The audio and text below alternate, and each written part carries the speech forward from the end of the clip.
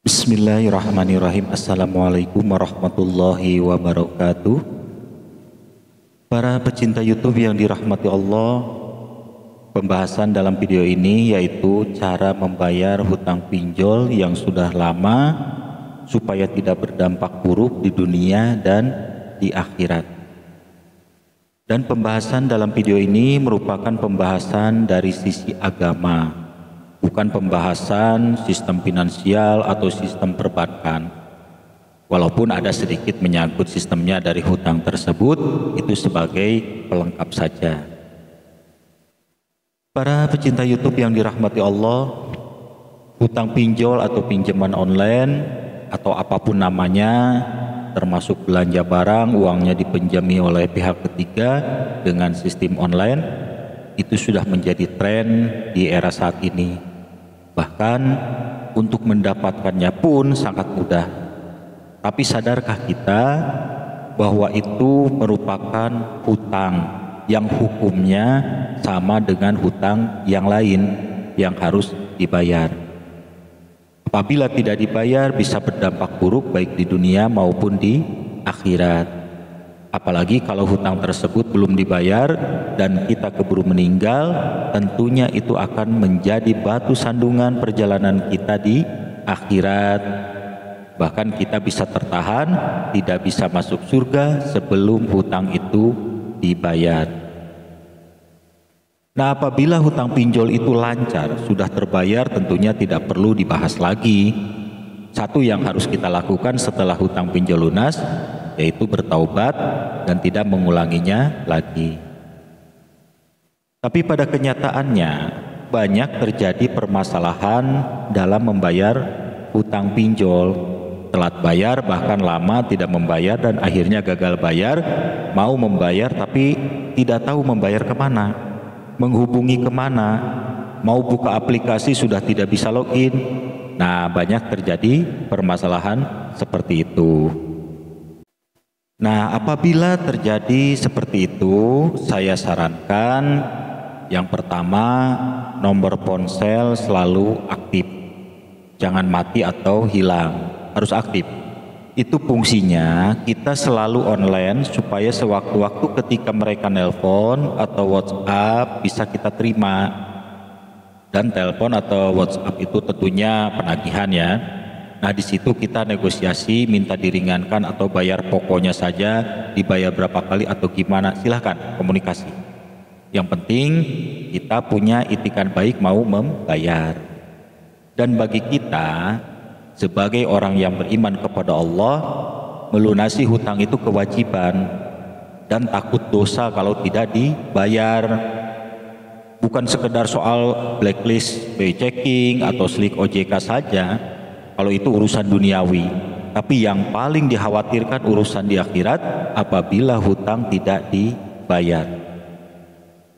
Kemudian yang kedua, saya sarankan apabila sudah ada kesepakatan pembayarannya seperti apa, biasanya kita disuruh membayar via nomor virtual account atau nomor pembayaran yang resmi, bukan nomor rekening pribadi ya. Nah, pastikan virtual account-nya benar-benar atas nama kita dan hati-hati jangan sampai kita disuruh transfer ke nomor rekening pribadi. Kalau benar tagihan pinjol biasanya via virtual account atau nomor pembayaran yang resmi. Kita tetap harus waspada. Urusan sekecil apapun kita harus waspada. Kemudian yang ketiga, saya sarankan apabila lama tidak ada kabar atau bingung mau bayar kemana, coba berusaha dengan cara menghubungi OJK, ceritakan masalahnya, siapa tahu ada solusi. Nah, ada yang bertanya kepada saya, kalau seandainya hutang pinjol itu sudah lama tidak ada kabar, mau menghubungi kemana, mau bayar kemana, apakah bisa kita membayar dengan cara disedekahkan supaya kita terbebas dari dosa hutang di akhirat? Nah, baiklah saya jelaskan, apabila kita punya hutang dan kita sudah tidak ketemu lagi dengan orangnya, dicari tidak ada, nah boleh uang itu itu, yaitu yang untuk membayar hutang itu disedekahkan ke kotak masjid atau ke yayasan, panti jompo dan lain-lain.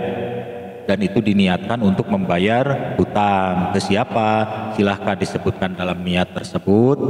Tapi itu hanya untuk urusan akhirat.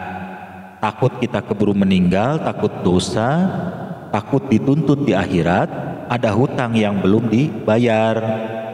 Tapi cara seperti itu tidak berlaku untuk urusan di dunia. Kalau urusan di dunia, hutang itu belum lunas. Walaupun kita sudah sedekahkan uang itu, nah jadi kalau seandainya suatu ketika kita bisa nyambung lagi dengan pinjol tersebut, ada telepon atau ada WhatsApp dari pinjol tersebut, ya harus dibayar lagi karena belum tercatat lunas. Nah, paham ya? Adapun cara membayar hutang dengan cara disedekahkan itu syaratnya apabila kita sudah tidak ada hubungan lagi dengan mereka, dicari tidak ketemu, mau dibayar kemana tidak tahu, nah baru kita sedekahkan. Dan itu pun hanya untuk urusan akhirat, supaya kita selamat di akhirat, tidak berdosa dan tidak dituntut di akhirat. Itu maksudnya.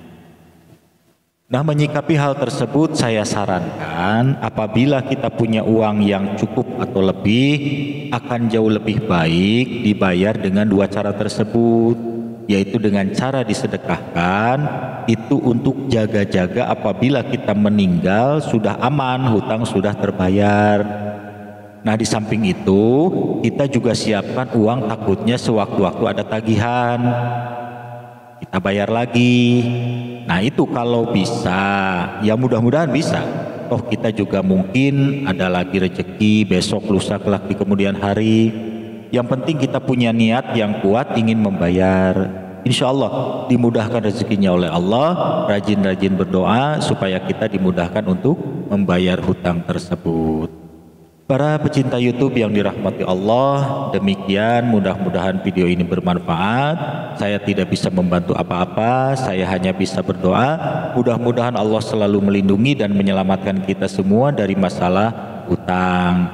Dan siapapun yang menyimak video ini, mudah-mudahan dimudahkan oleh Allah dalam membayar hutang, dilancarkan rezekinya, dilancarkan usahanya, dan kita semua selamat di dunia dan di akhirat. Amin.